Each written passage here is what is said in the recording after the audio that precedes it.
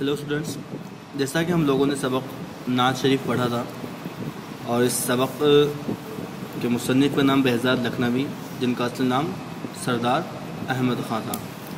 آج ہم اس سبق کے مشکل الفاظ کے معنی اور سوال جواب کریں گے۔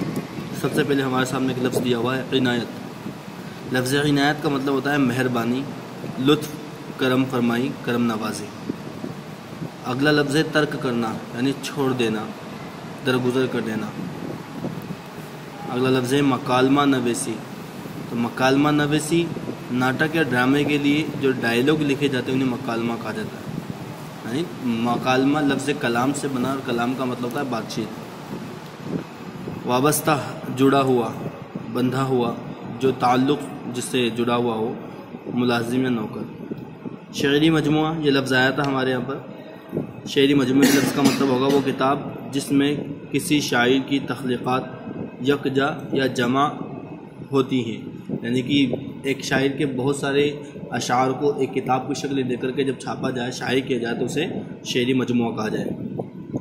لفظ سرمایہ، سرمایہ یعنی دولت، پونجی یا زر اصل، یعنی ایک شخص جس نے ساری زندگی کمایا اور کما کر ایک جگہ اکٹھا کیا تو یہ ہوگا اس کا سرمایہ، یعنی کہ اس کی دولت ہوگی۔ تخلیق، پیدائش، خلقت دینا، بنا دینا، یعنی کہ ایک شاعر نے کتاب لکھی تو اس کتاب کی اس نے تخلیق کی، گویا اس نے اس کتاب کی تخلیق کی، گویا اس کتاب کو اس نے لکھا۔ زبان زد خاص و عام، جو عام اور خاص لوگوں کی زبان پر ہو، یعنی مشہور و معروف، یعنی ہر ایک شخص کی زبان پر سر چڑھ کر بولے۔ دونوں عالم یا دو عالم، یعنی دونوں عالم کا مطلب ہے دونوں جہاں، یعنی دنیا اور عقبہ، دنیا اور آخرت۔ اگلا لفظ محو ہونا۔ محو یعنی فکر میں ڈوب جانا، گم ہو جانا، کھو جانا، فریفتہ ہو جانا یا مائل ہو جانا۔ سیرت، سیرت کا مطلب ہوتا ہے عادت، خصلت، طور طریق، خوبی یا وصف یا کمال۔ آقا یعنی مالک، سردار، صاحب، خداوند، افسر۔ لفظ مولا، مولا یعنی مالک، آقا، والی۔ اگلا لفظ دیار نبی، دیار نبی یعنی نبی کا شہر یا ملک، یعنی مدینہ شریف، جہاں پر حضور اکرم صلی اللہ تعالی علیہ وسلم کا شہر ہے، یہاں پر جہاں پر آپ صلی اللہ تعالی علیہ وسلم موجود ہیں۔ صدائیں، لفظ صدائیں صدا کی جمع ہے اور صدا کا مطلب ہوتا ہے آواز، پکار، گونج یا آواز۔ دیکھیے سوال نمبر 1 ہے بہزاد لکھنوی کا اصل نام کیا تھا؟ بہزاد لکھنوی کا اصل نام ہم نے پڑھا تھا سردار احمد خاں۔ آپ کا نام یہ دیکھیے، سردار احمد خاں نام اور بہزاد تخلص۔ تو سردار احمد خاں کے نام ہے آپ کا اور بہزاد ان کا تخلص ہے۔ سوال نمبر 2 ہے شاعر کا جی کہاں جانے کو چاہتا ہے؟ تو ہم نے پڑھا مدینے کو جائے یہ جی چاہتا ہے، مقدر بنائے یہ جی چاہتا ہے، تو وہ کہاں جانا چاہتا ہے؟ مدینہ۔ تو شاعر کا جی کہاں جانے کو چاہتا ہے؟ شاعر کا جی مدینہ شریف جانے کو چاہتا ہے۔ اگلا سوال ہے سوال نمبر 3 بہزاد لکھنوی کی ولادت کب اور کہاں ہوئی تھی؟ تو ہم نے پڑھا تھا بہزاد لکھنوی کی ولادت سن 1700 عیسوی کے اندر امین آباد پارک لکھنؤ میں ہوئی۔ بہزاد لکھنوی کی ولادت 1900 عیسوی میں، بہزاد لکھنوی کی ولادت 1900 عیسوی میں ان کے خاندانی مکان امین آباد پارک لکھنؤ میں ہوئی تھی، جہاں ان کی ولادت 1900 عیسوی میں ہوئی تھی اور ان کا انتقال 1974 میں ہوا تھا۔ تو ان کی ولادت سن 1900 عیسوی کے امین آباد پارک یعنی لکھنؤ میں ہوئی۔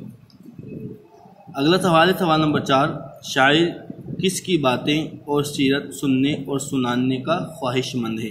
یعنی شاعر کن کی سیرت، کن کی خوبی بیان کرنا چاہتا ہے اور سننا چاہتا ہے؟ تو ہم نے پڑھا تھا محمد کی باتیں، محمد کی سیرت سنیں اور سنائیں یہ جی چاہتا ہے۔ تو یہاں پر شاعر کس کی باتیں اور سیرت سننے اور سنانے کا خواہش مند ہے؟ تو اس کا جواب ہوگا شاعر حضرت محمد صلی اللہ علیہ وسلم کی باتیں سننے اور سنانے کا خواہش مند ہے یا طلبگار ہے۔ اگلا سوال ہے سوال نمبر 5 بہزاد لکھنوی نے کن کن محکموں میں ملازمت کی تھی؟ تو ہم نے اس کے بارے میں ان کی سوانح یا ان کی سیرت کے متعلق پڑھا تھا کہ بہزاد لکھنوی سب سے پہلے ایسٹ انڈیا کمپنی میں TTE کی نوکری پر فائز ہوئے. اس کے بعد آپ نے طبیعت ناساز ہونے کی وجہ سے اس نوکری کو چھوڑ دیا اور کہاں پر چلے گئے؟ آپ چلے گئے تھے دہلی، اور دہلی میں جا کر کے آپ کی ملاقات مجاز لکھنوی سے ہوئی اور انہوں نے آپ کو آل انڈیا ریڈیو میں نوکری دلوا دی. پھر وہاں سے آپ نے ترک کیا اور پھر پنچولی فلم اسٹوڈیو سے جڑ گئے. اس طریقے سے آپ نے بہت سے محکموں میں ملازمت کی. اب اس کا جواب دیکھیں. سب سے پہلے بہزاد لکھنوی آپ ایسٹ انڈیا ریڈیو میں TTE کی حیثیت سے ملازم ہوئے. سب سے پہلا آپ کا کون سا محکمہ ہو جائے گا؟ TTE کی حیثیت سے آپ ملازم ہو گئے. پھر آپ کی طبیعت ناساز ہوئی اور آپ نے چھوڑ کر کے دہلی آپ چلے گئے. دہلی میں بہزاد لکھنوی آل انڈیا ریڈیو میں نوکری مل گئی. یہاں پر انہیں مضمون نگاری کی نوکری کی. پھر آپ 1940 میں بہزاد نے اس نوکری کو چھوڑ کر پنچولی فلم کمپنی لاہور میں آپ نے کام کیا. یہاں پر بھی آپ نے کام کیا. تو آپ نے کون کون سی نوکریاں کی؟ آپ نے TTE کی نوکری کی، آل انڈیا ریڈیو میں اسکرپٹ رائٹنگ کی نوکری کی، اور پھر فلم انڈسٹری یا پنچولی فلم کمپنی لاہور سے بھی آپ جڑ گئے. اگلا سوال ہے سوال نمبر 6، نعت کسے کہتے ہیں؟ تو اس سوال کا جواب ہم لوگوں نے پہلے ہی پڑھ لیا تھا کہ نعت اس نظم کو کہتے ہیں جس میں حضرت محمد صلی اللہ تعالی علیہ وسلم کی تعریف بیان کی جائے. نعت اس نظم کو کہتے ہیں جس میں حضور اکرم صلی اللہ علیہ وسلم کی تعریف و توصیف بیان کی جاتی ہے، اسے نعت کہتے ہیں.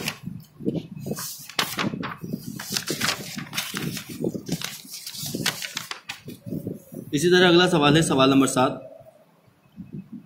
بہزاد لکھنوی کے 3 شاعری مجموعے کے نام لکھی. یعنی ہم نے پڑھا تھا آپ کے شعری مجموعے جو بہت زیادہ مشہور و معروف ہوئے تھے. خاص طور پر آپ نے 33 شعری مجموعے لکھے، لیکن ان میں سے جو بہت زیادہ جنہوں نے کامرانی حاصل کی وہ ہیں نغمہ نور، موج طہور اور چراغ طور. نغمہ نور، موج طہور اور چراغ طور، یہ ان کے بہت جو 3 اشعاری مجموعے تھے وہ ہیں. اگلا سوال ہے سوال نمبر 8، زبان زد خاص و عام کسے کہتے ہیں؟ تو زبان زد خاص و عام کا مطلب یہ ہوگا کہ ہر شخص کی زبان پر چڑھ جانا، بہت زیادہ مشہور و معروف ہو جانا. یہ لفظ ہم نے پڑھا تھا زبان زد خاص و عام. زبان زد خاص و عام کا معنی ہوگا جو عام اور خاص لوگوں کی زبان پر ہو، یعنی مشہور و معروف ہو جائے، بہت زیادہ مشہور ہو جائے، فیمس ہو جائے، پرسدھ ہو جائے. اگلا سوال سوال نمبر 3، نصاب میں شامل نعت کے ابتدائی 3 اشعار کا مطلب لکھیے. سب سے پہلے ابتدا. لفظ ابتدا کا مطلب ہوتا ہے شروعاتی. اس لفظ ابتدا کا متضاد ہو جائے گا انتہا.